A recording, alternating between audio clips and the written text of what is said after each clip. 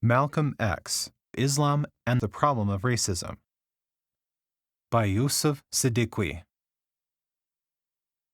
The story of one of the most prominent African American revolutionary figures' discovery of true Islam and how it resolves the problem of racism. Part 1. The Nation of Islam and the Hajj.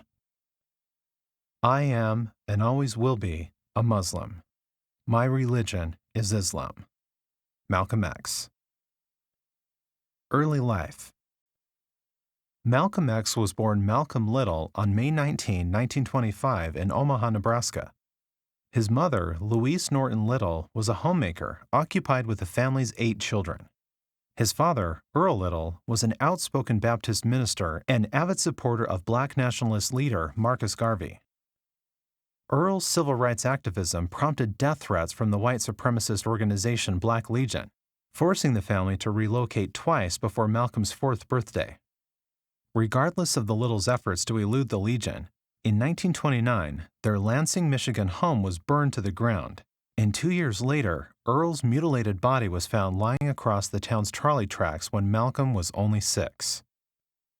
Louise had an emotional breakdown several years after the death of her husband and was committed to a mental institution. Her children were split up amongst various foster homes and orphanages. Malcolm was a smart, focused student and graduated from junior high at the top of his class. However, when a favorite teacher told Malcolm his dream of becoming a lawyer was no realistic goal for a nigger, Malcolm lost interest in school and eventually dropped out at the age of 15. Learning the ways of the streets, Malcolm became acquainted with hoodlums, thieves, dope peddlers, and pimps. Convicted of burglary at 20, he remained in prison until the age of 27. During his prison stay, he attempted to educate himself. In addition, during his period in prison, he learned about and joined the Nation of Islam, studying the teachings of Elijah Muhammad fully. He was released a changed man in 1952. The Nation of Islam. Upon his release, Malcolm went to Detroit, joined the daily activities of the sect, and was given instruction by Elijah Muhammad himself. Malcolm's personal commitment helped build the organization nationwide, while making him an international figure. He was interviewed on major television programs and by magazines, and spoke across the country at various universities and other forums. His power was in his words, which so vividly described the plight of blacks and vehemently incriminated whites. When a white person referred to the fact that some Southern university had enrolled black freshmen without bayonets, Malcolm reacted with scorn. When I slipped, the program host would leap on the bait. Ah, indeed, Mr. Malcolm X, you can't deny that's an advance for your race. I jerked the pole then. I can't turn around without hearing about some civil rights advance. White people seem to think that the black man ought to be shouting hallelujah. 400 years the white man has had his foot-long knife in the black man's back, and now the white man starts to wiggle the knife out, maybe 6 inches. The black man's supposed to be grateful? Why? If the white man jerked the knife out, it's still going to leave a scar.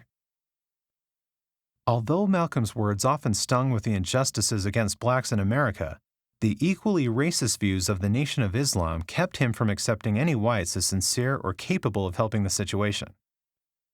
For 12 years, he preached that the white man was the devil and the Honorable Elijah Muhammad was God's messenger.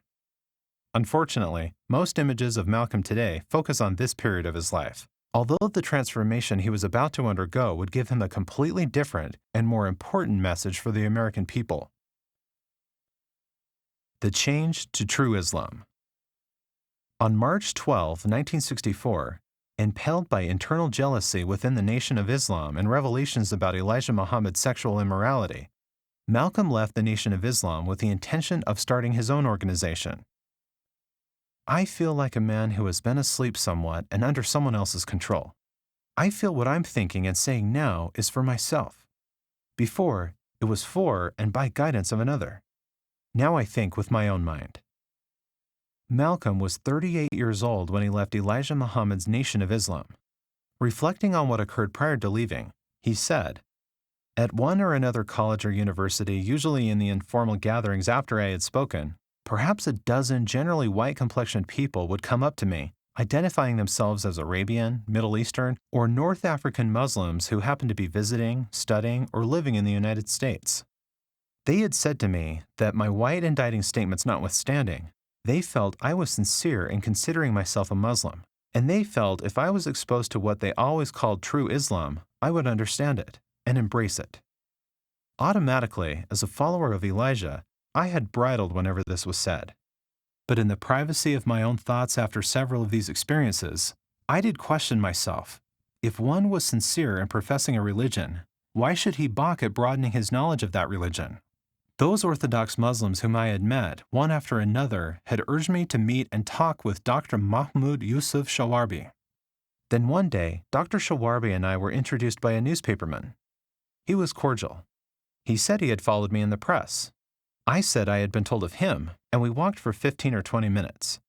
We both had to leave to make appointments we had, when he dropped on me something whose logic never would get out of my head. He said, "No man has believed perfectly until he wishes for his brother what he wishes for himself." A saying of the Prophet Muhammad, may the mercy and blessings of God be upon him. The effect of the pilgrimage. Malcolm further continues about the Hajj. The pilgrimage to Mecca, known as the Hajj, is a religious obligation that every Orthodox Muslim fulfills, if able, at least once in his or her lifetime. The Holy Qur'an says it. Pilgrimage to the house of God built by the Prophet Abraham is a duty men owe to God. Those who are able make the journey. God said, "And proclaim the pilgrimage among men. They will come to you on foot and upon each lean camel. They will come from every deep ravine." Every one of the thousands at the airport about to leave for Jeddah was dressed this way. You could be a king or a peasant and no one would know. Some powerful personages, who were discreetly pointed out to me, had on the same thing I had on. Once thus dressed, we all had begun intermittently calling out, "Labbaika, Allahumma, Labbaika, here I come, O Lord." Packed in the plane were white, black, brown, red, and yellow people, blue eyes and blonde hair, and my kinky red hair, all together, brothers, all honoring the same God, all in turn giving equal honor to each other.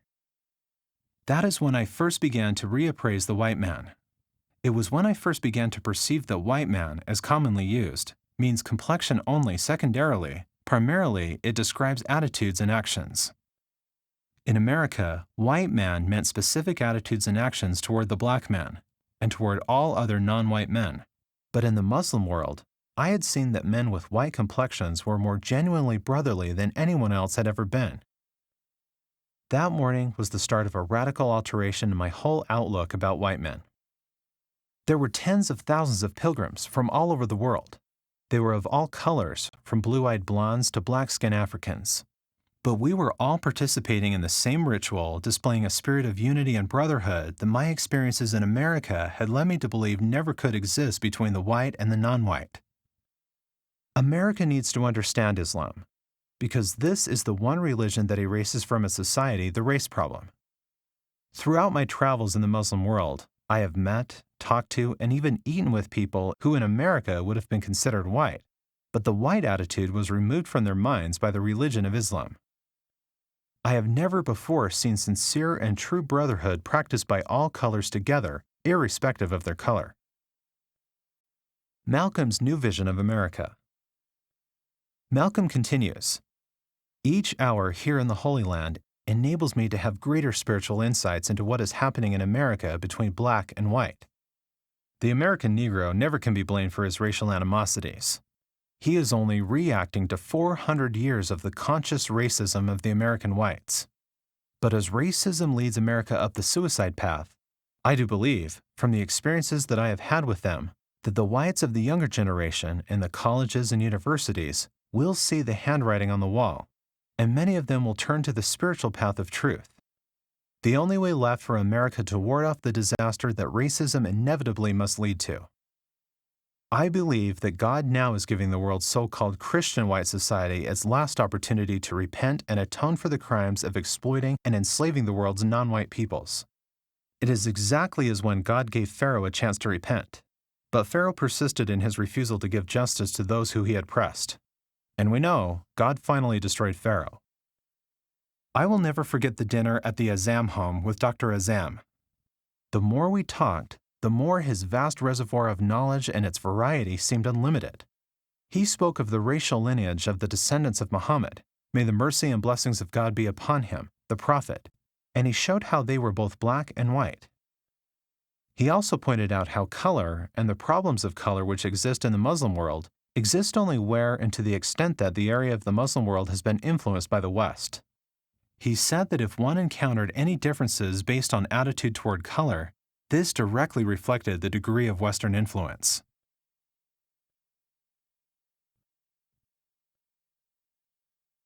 Part 2. A New Man with a New Message. The Oneness of Man under One God.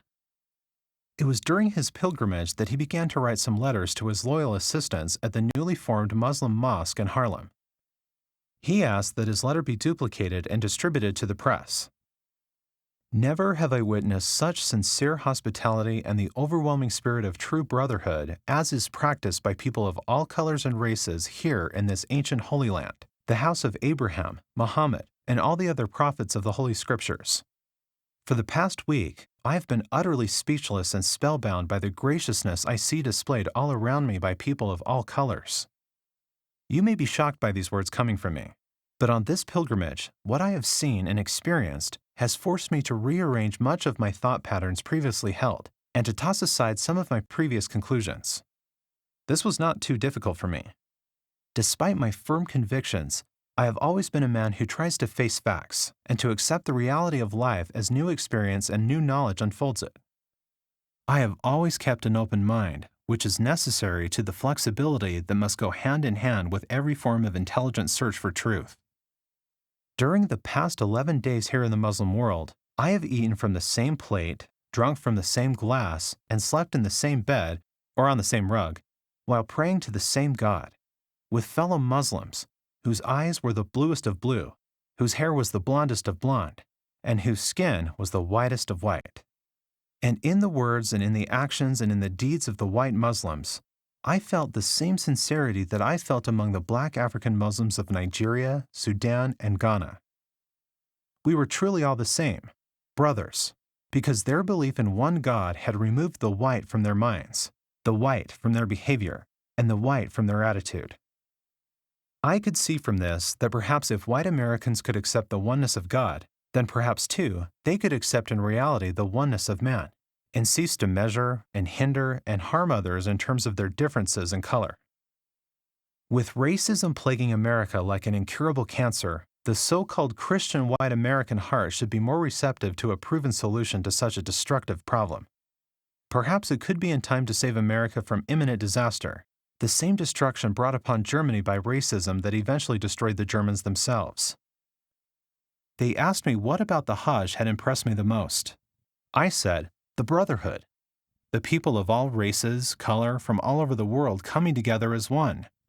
It has proved to me the power of the one God. All ate as one, and slept as one. Everything about the pilgrimage atmosphere accented the oneness of man under one God. Malcolm returned from the pilgrimage as El-Hajj Malik al-Shabazz. He was afire with new spiritual insight. For him, the struggle had evolved from the civil rights struggle of a nationalist to the human rights struggle of an internationalist and humanitarian. After the pilgrimage, white reporters and others were eager to learn about El-Hajj Malik's newly formed opinions concerning themselves. They hardly believed that the man who had preached against them for so many years could suddenly turn around and call them brothers. To these people, El-Hajj Malik had this to say: "You're asking me, didn't you say that now you accept white men as brothers? Well, my answer is that in the Muslim world, I saw, I felt, and I wrote home how my thinking was broadened. Just as I wrote, I shared true brotherly love with many white-complexioned Muslims who never gave a single thought to the race or to the complexion of another Muslim. My pilgrimage broadened my scope. It blessed me with a new insight. In 2 weeks in the Holy Land, I saw what I never had seen in 39 years here in America. I saw all races, all colors, blue-eyed blondes to black-skinned Africans in true brotherhood, in unity, living as one, worshiping as one. No segregationists, no liberals. They would not have known how to interpret the meaning of those words. In the past, yes, I have made sweeping indictments of all white people. I will never be guilty of that again, as I know now that some white people are truly sincere, that some truly are capable of being brotherly toward a black man. The true Islam has shown me that a blanket indictment of all white people is as wrong as when whites make blanket indictments against blacks. To the blacks who increasingly look to him as a leader, Hajj Malik preached a new message, quite the opposite of what he had been preaching as a minister in the Nation of Islam.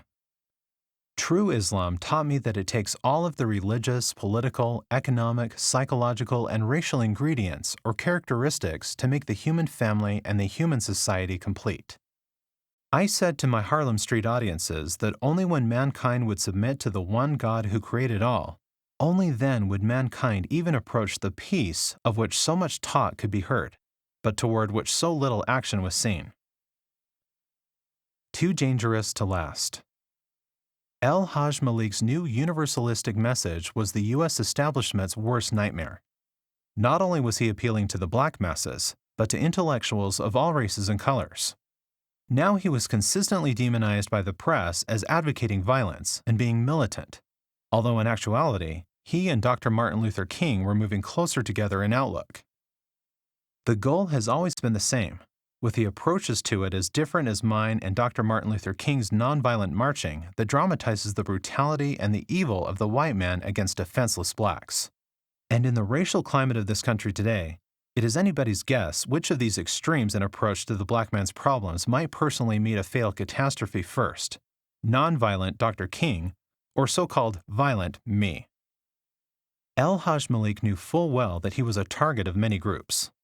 In spite of this, he was never afraid to say what he had to say when he had to say it. As a sort of epitaph at the end of his autobiography, he says, "I know that societies often have killed the people who have helped to change those societies. And if I can die having brought any light, having exposed any meaningful truth that will help to destroy the racist cancer that is malignant in the body of America, then all of the credit is due to God. Only the mistakes have been mine." The legacy of Malcolm X. Although Hajj Malik knew that he was a target for assassination, he accepted this fact without requesting police protection. On February 21, 1965, while preparing to give a speech at a New York hotel, he was shot by 3 black men. He was 3 months short of 40. While it is clear that the Nation of Islam had something to do with the assassination, many people believe that there was more than one organization involved. The FBI, known for its anti-black movement tendency, has been suggested as an accomplice. We may never know for sure who was behind Hajj Malik's murder, or for that matter, the murder of other national leaders in the early 1960s. Malcolm X's life has affected Americans in many important ways. African Americans' interest in their Islamic roots has flourished since Hajj Malik's death. Alex Haley, who wrote Malcolm's autobiography, later wrote the epic Roots, about an African Muslim family's experience with slavery. More and more African Americans are becoming Muslim, adopting Muslim names, or exploring African culture. Interest in Malcolm X has seen a surge recently due to Spike Lee's movie X. Hajj Malik is a source of pride for African Americans, Muslims, and Americans in general. His message is simple and clear. I am not a racist in any form whatever. I don't believe in any form of racism. I don't believe in any form of discrimination or segregation. I believe in Islam. I am a Muslim.